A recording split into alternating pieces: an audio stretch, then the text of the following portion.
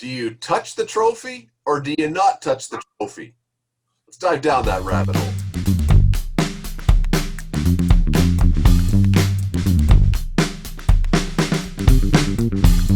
We are one Bubba O'Neill down. He is on assignment today. And Steve Milton, who last time looked like he was angelic with glowing white hair, is now a freshly shorn lamb. We're all set to go here. Rick Zamperin yesterday, this week, when the Dallas Stars won their championship trophy for their conference championship, they did not touch it at all. The Tampa Bay Lightning win, and they grab it and fondle it like it's whatever you would grab and fondle. What? Trophies, apparently. Do you touch the trophy or do you not touch the trophy? Are you a superstition guy or not a superstition guy? I'm not a superstitious guy. And listen, Tampa Bay didn't touch the trophy the last time they were in this position and they ended up losing. So I guess they were ultra superstitious saying, okay, let's change things up and, grab this trophy and celebrate with it. And at the end of the day, it should be a celebration because they've accomplished something that only them and another team were able to do, and that is advance to a conference final. So I say grab the trophy, parade along with it. Yes, there's another bigger, more important one that is on the way, but at the end of the day, they should celebrate with it. I think I'm not a superstitious guy either, and I'll throw this one out. Forever, it was not forever, but there was a long time there where you didn't touch that trophy, and part of it was it never really meant so much to finish for. It's not like winning the American League pennant or winning the National League pennant and going to the World Series. They're independent things, those two things. So when you do that, of course it's not that the trophy's a big thing, but they would celebrate around that you actually accomplished something there. It's never been that way in hockey, even when they finally split into East and West. It's never really been that kind of thing. The names of the trophies don't even have that kind of impact. But what I would say is that you have to decide how to do it as a team, one way or the other, in case somebody else is really superstitious and it can affect them, right? So, this guy broke with the tradition and, I don't. So whatever the team decides, I think you go with that, even though I think it's stupid. I'll throw this thing out, the same thing as I do with the Beards. When everybody didn't touch the trophy, it had a 50% success rate. And no one mentions that. I quote Michael Scott from The Office, who had the best line about this. I'm not superstitious. I'm a little stitious.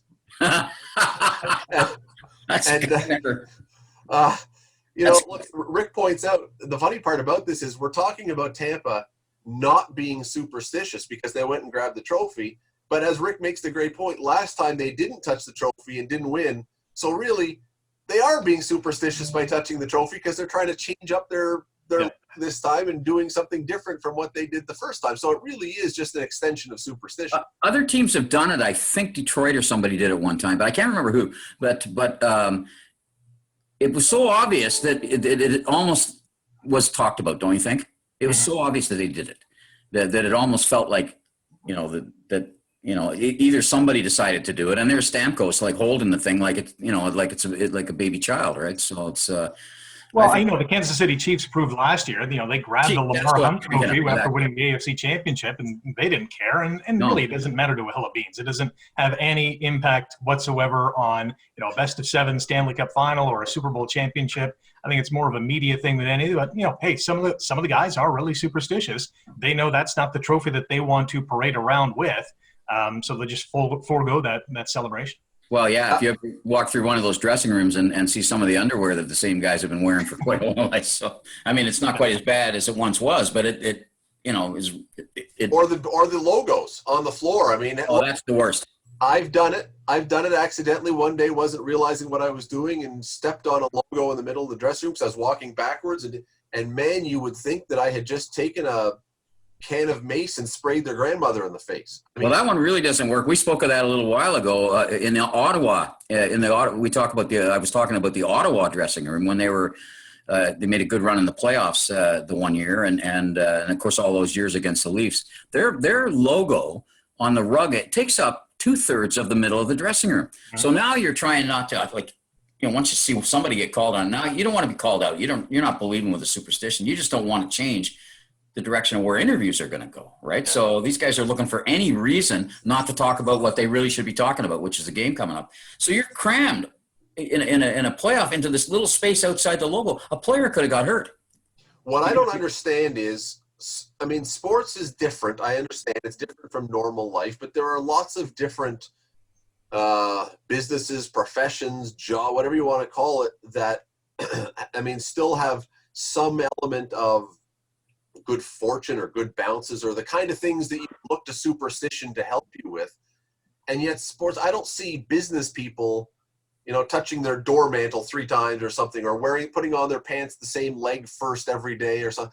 They're not televised, Scott. They do it. Some people do it. Like some A-types will always do things the same way. But is that superstition, or is that just because that's the way they do things? I'm trying to figure out why sports has become probably the biggest bastion of superstition of any profession on the planet. I think it goes back to hot streaks and cold streaks and momentum. And, you know, when things are going right, you want to do it all the same. Tape your stick the same way, put on your pants the same way, you know, don't wash those socks, tie your shoes the same way. Athletes are, those high elite athletes are creatures of habit. So when things are going well, they're going to keep doing it the way they've been doing it. When things don't go so well, they're going to want to change it up. Well, and I think that's exactly the genesis of it, Rick. Remembering how many people, and to cut Scott's answer to this off at the pass here, that it happens in business too, that you forge your way up through a million people to get to the top, right? People that want the same goal as you, but it's really obvious in sport because you're starting it as kids. You're starting it as kids and when you're very, very, very young, and somehow you keep going. You got some talent, but then you get into that rhythm, and if you think you fit that, I think a lot of it originates with baseball. And I think that's where your hot and cold streak comes from, Rick, because baseball, hot and cold streaks at the plate are totally and utterly, other than big flaws in your swing, inexplicable. They're inexplicable. How do you get hot and how do you not get hot? But Steve, I've never heard, again, of an actor or a businessman or woman or a chef or anyone else wearing the same pair of underwear or the same shirt.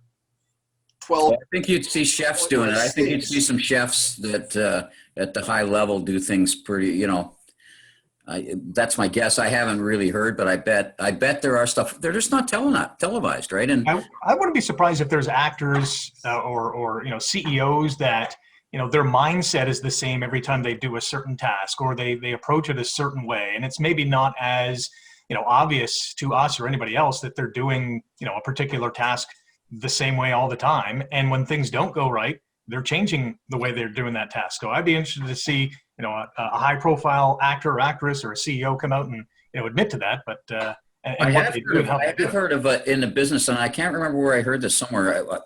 I can't have been reading the Wall Street Journal because I only do that once in a blue moon, but it was somewhere like that, a business profile where the key negotiation of the day, this guy always had his, I'm sure it was a guy, had his assistant get him the same sandwich. Get him the same sandwich. I guess, although again, that could just be an A-type personality. Now, to your point, though, I mean, look, you may be right. I'm just trying to think, is when Keanu Reeves acts exactly the same way in every single movie, is that superstition or is that just a one-trick pony? I don't know. Maybe that's part of the superstition. You don't know what. Well, I'll tell you where you see it a lot. Now that I think about it. When I was a kid, I had a booking agency and brought bands in. It was one of the ways I paid way through to go to university. And in the contracts, this was the day when bands were starting to get really big and could demand everything. They would demand the same. This is what they would demand had to be in their dressing room, right? The writers. Yeah, and they were.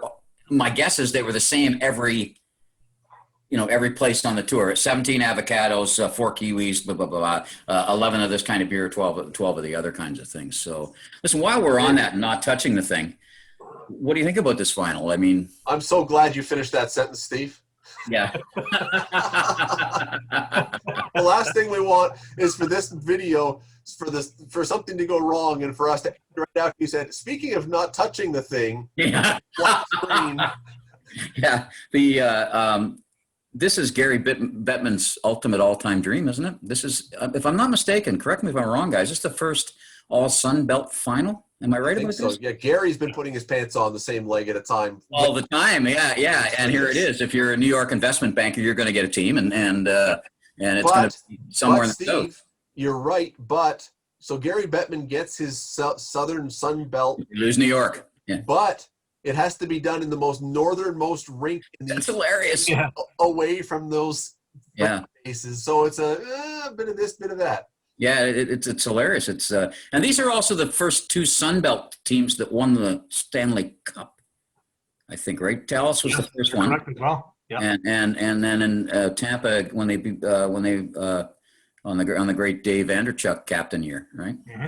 So yeah, I wonder if we're going to see any sign of Dave because he does work for the team. I would think that they'll be trotting him out here, or we'll be seeing finally a little bit of Dave because he's pretty quiet these days in the broader public. I was thinking the same thing last night. I didn't see any of him around the celebration. Well, of course, he probably isn't in the bubble, right?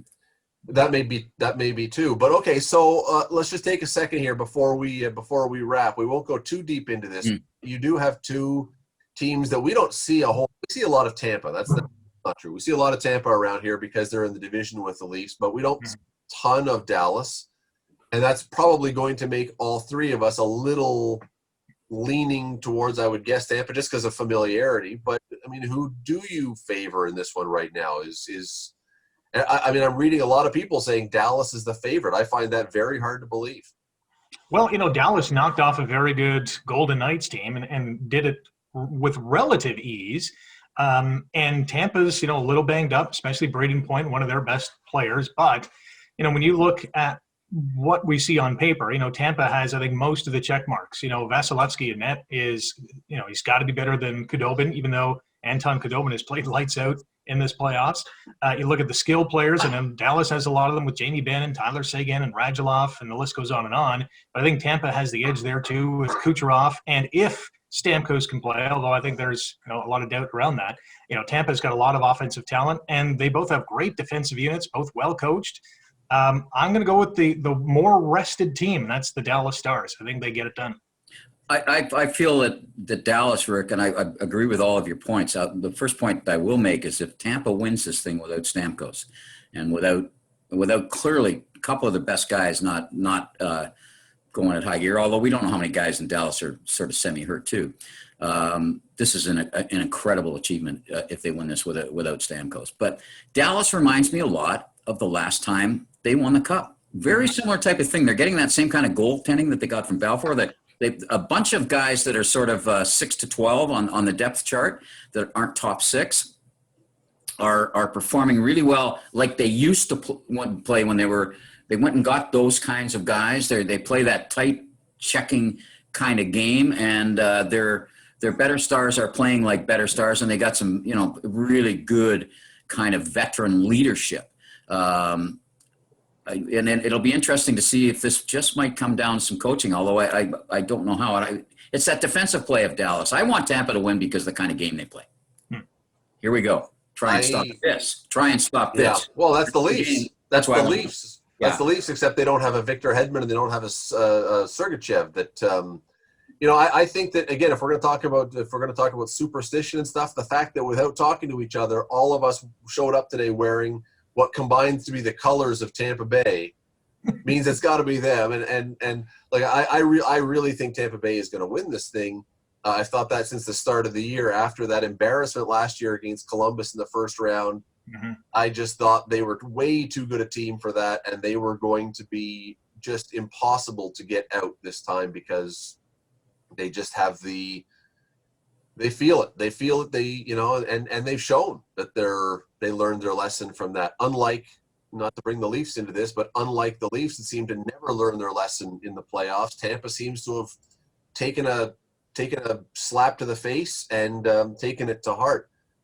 Well, just before we go, though, we're talking about tradition. Let's take this back to superstition and tradition for just 1 second. Steve, you mentioned Steve Stamkos. Not playing, not on skates, probably won't play, we hear. If Tampa Bay were to win, do you have Victor Hedman go up and receive the cup from Gary Bettman because he was the guy who's played? Or does Stamkos go out there, even if he's not on skates, as your captain and take the cup, which I think would be unprecedented for a non-playing captain to do it? I think it's happened before, hasn't it? Wasn't it Doug Waite? Yeah, Has it happened? Okay, I can't remember. But it may have been in the conference finals that had happened. And I think what will happen is the players will tell Stamkos to do it, and he'll say, Hedman, come with me. Maybe. Because that's what a captain would do. Oh, you know what? In this kind of year when there's no fans and bubbles and all this stuff, why not have something completely out of the off the grid and see what happens? I'd love to see Stamkos really, if it happens, really change it up and show up in a 3-piece suit and skates. Just just why not? Just for the pictures that you're going to have forever. Something else. Just break with superstition and tradition completely. But They'd have we'll to see. have a pretty big lead in the last game for him to do that. To You get think rid. so? Or you change really fast. You get up a few goals and you change really fast and hide. Yeah. Again, superstition, don't get dressed before you win the cup. Don't plan your parade route. There was I know that there was a Vancouver writer who, and I think it was tongue-in-cheek, but had tweeted out what the Vancouver Canucks parade route was going to be. You don't mess with superstition, apparently, except for touching the trophy. He's a writer, though. What do you think about superstition and tradition and these kind of things in sports? Stupid, fun, unhelpful, very helpful? Are you the one who will believe that your team loses if you don't wear your sweater before the game or if you don't sit in the right seat? There are some of you out there. What do you think? Let us know. Our Twitter handles are on the screen. We'd love to hear from you. We'll talk to you again soon. Have a great one.